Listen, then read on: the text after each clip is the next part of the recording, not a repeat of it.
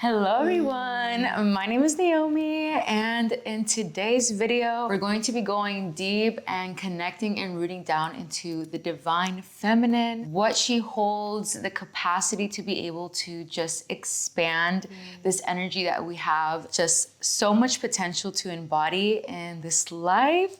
And I was super excited. I was planning this video and my beautiful divine goddess friend, she was literally having the exact same idea for her podcast. So we said, what better than to collab and create just a beautiful, deep enrichment and just transmuting all of these different wisdoms that we have shared in this lifetime. And so, yeah, you guys, you want to introduce yourself? Yeah, hi, my loves. I'm Lana. I'm the founder of Soul Sanctum, the membership, the podcast. I'm a feminine embodiment and soul purpose coach. You can find me on Instagram at thelanabrooke. She will have it all linked for you.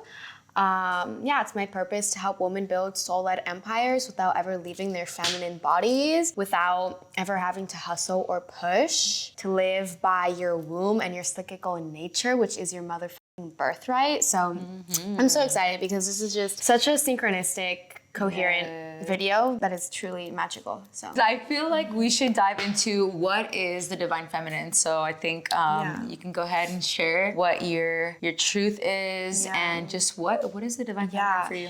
So for me, the divine feminine is the full spectrum of what it means to be a woman. As women, we are not just one thing. We are so multidimensional.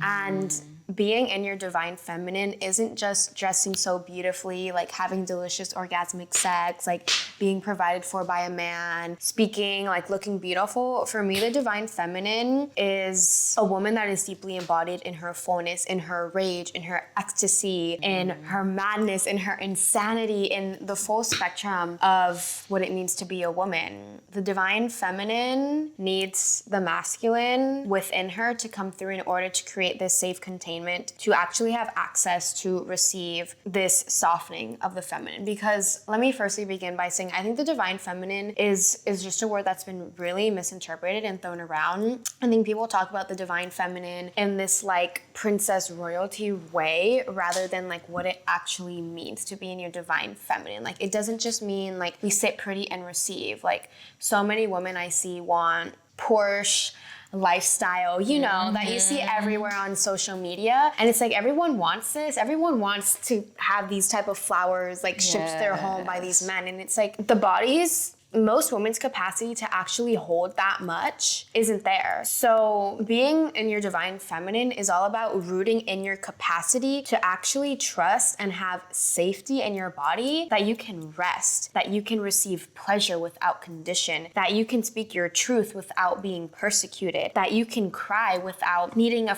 reason to cry, that you can rage and be normal the next moment, because you're allowing the full spectrum, the multidimensionality of all this cyclical hormonal inflictions and ups and downs to like move through you. So I think this is something that is just so multidimensional in the essence of the divine feminine isn't one thing. She is everything. She is the goddess. She's the mother. She's the muse, she's the priestess. The divine feminine isn't here to just be a beautiful curated princess in a box. She's here to fuck up. She's here to ruffle some feathers. She's here to leave a mark on this planet. And to me, that is truly what the divine feminine is. And as someone that has really been on this journey of the divine feminine, for me, it's been a journey of I need my masculine to be able to have access to my feminine. I need to be able to be a multi-million-dollar woman in order for me to fully soften into my feminine energy. Because what happens when we're not rooted in our own inner masculine, we outsource our feminine energy, whether it's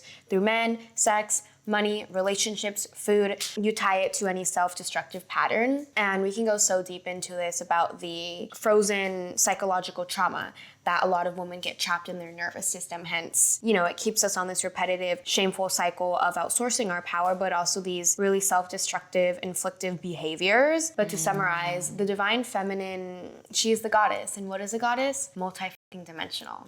Yes. Ooh, I love that. I got some chills.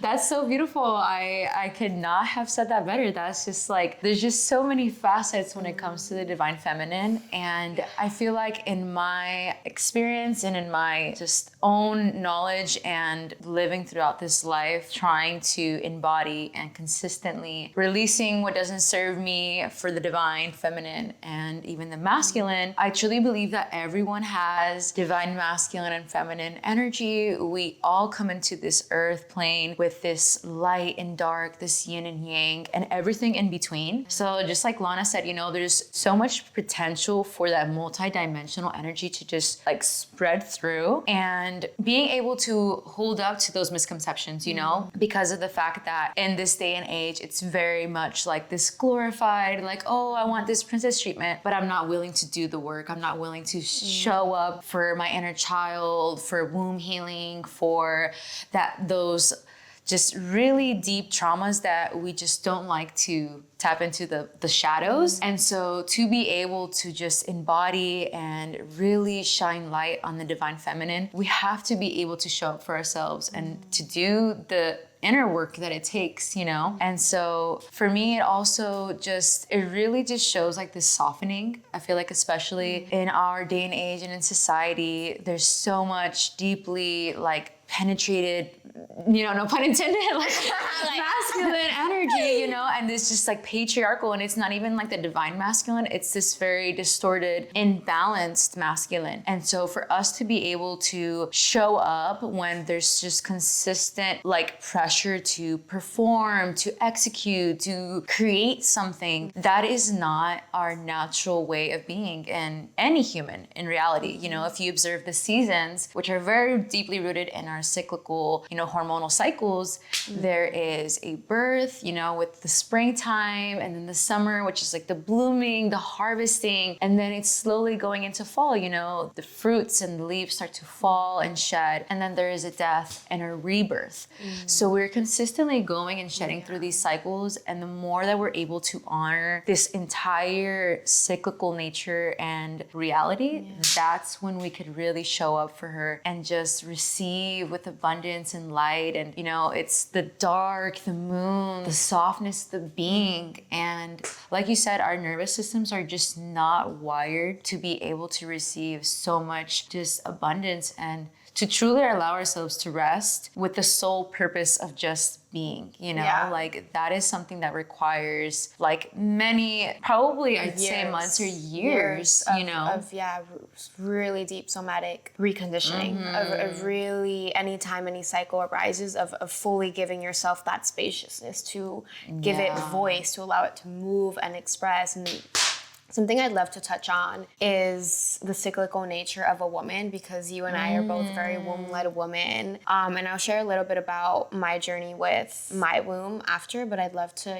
hear a little bit about your journey with the cyclical nature of really coming into deep contact with your womb and your cycle. Yeah, I feel like this was one of those turning points for me to be able to truly open that just divine feminine, and even holding space for like that little girl within. I feel like a lot of us have failed to show up for that, and there really is no way to show up for the divine feminine if you can't hold space for like your younger self, and going back, and it's almost like you're remothering yourself and being like your big sister, your friend, and rewiring all of those habits of that have been conditioned as a trauma response. And so being able to show up and doing that work, and for me, that was really when I started tuning into my cycle. And so when I started cycle syncing and really holding space for my body for the shedding, the release, the purging, the excitement, there's just so much in between. And so for me, once I started to track that and starting to notice my different behaviors and what different emotions were rising up for me, I realized that this is a sanctuary for me to hold space for those parts of my soul, my spirit that have been really yearning for my attention, And so especially like during So I'll go through the phases quickly, but it's like when you're bleeding, you're in your menstrual cycle, and then, which is like your winter time, and then you flow into your follicular, which is like your inner spring. You're starting to cultivate new energy. Then you're ovulating, which is like a few days to a week or so, where you are your highest potential, ready to birth ideas, your inner summer, and then flowing into your luteal, which is the longest phase, and it is your inner fall. You're starting to shed, release, you're closing ties. And so for me, especially during the luteal phase, is when things would start to rise up. I would feel the luteal. yeah. The luteal, Yeah, right? When the demons come out. And that's how we feel, right? What phase of your cycle are you in right now? Right now, I am in like super early luteal because I just finished ovulating. Oh, and see, I'm descending, guys. I'm like deep in luteal.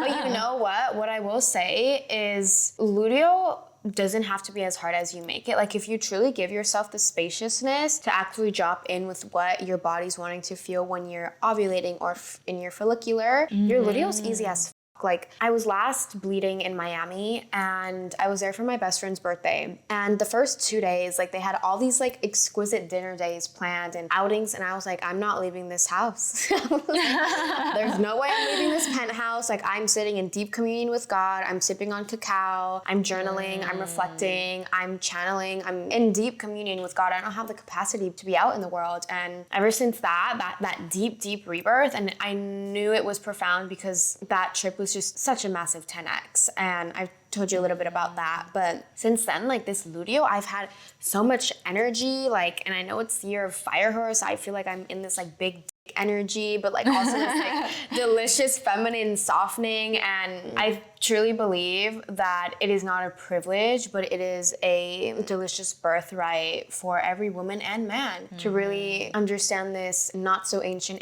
wisdom of a woman's cyclical nature. I was having a conversation with one of my male friends yesterday and telling him about our hormones and how they fluctuate and how a woman's most attractive when she's ovulating, and then how like when we're descending in our bleed, it's like deep communion with God. The veil is thin. When we're in luteal, all of this shadows and self-destructive patterns are arising. And for me, it was and can be the most difficult time because your shadows are literally arising as an opportunity for you to alchemize them. And a lot of people don't even know what like a luteal is, which, yeah, God bless you, but I would go insane if I didn't know, like, wait, what? But the luteal is truly a potent initiation into alchemy. And this is when you see a lot of women go into self-destructive behaviors with food, with numbing, with scrolling, because we don't know how to properly alchemize and sit with everything that's arising. Yes. And then they wonder why like they have terrible painful cramps and like terrible back pain and you know, skin is breaking out, and it's because your body's wanting you to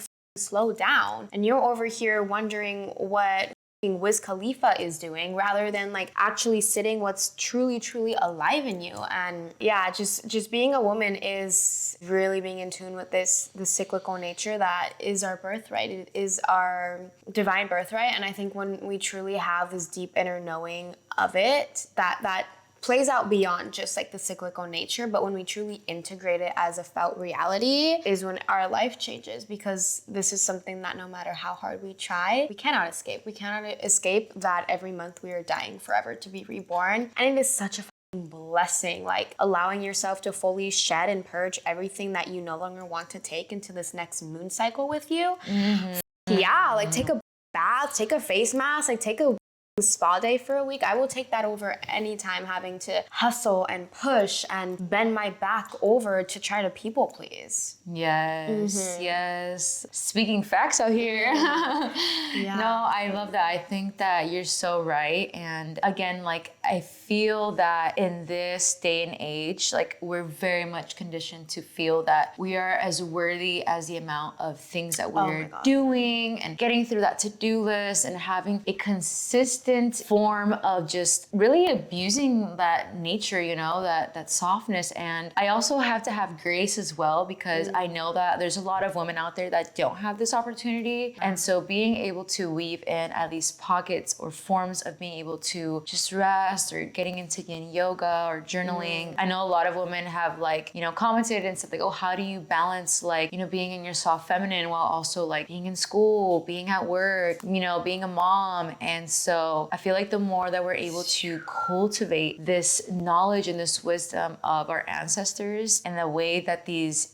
ancient ancestor women used to hold space for themselves, that is where we could learn and we could grow, because I'm sure that a lot of us would love to have just a full week to just relax and be at ease, but it's learning how to cultivate those sustainable practices that could get us to achieve that reality, because the more that we are able to attract and magnetize this sense of internal worthiness, like, yes, I'm deserving of this life where I have my own schedule, I'm my own boss, or I have my own freedom to invest in my body and my vessel. And so I really want to take that into account, because I know how it is to be a full-time student, and be working and trying to sustain all of these things. But then it's taking a step back and reflecting that everything in our reality is something that we manifested.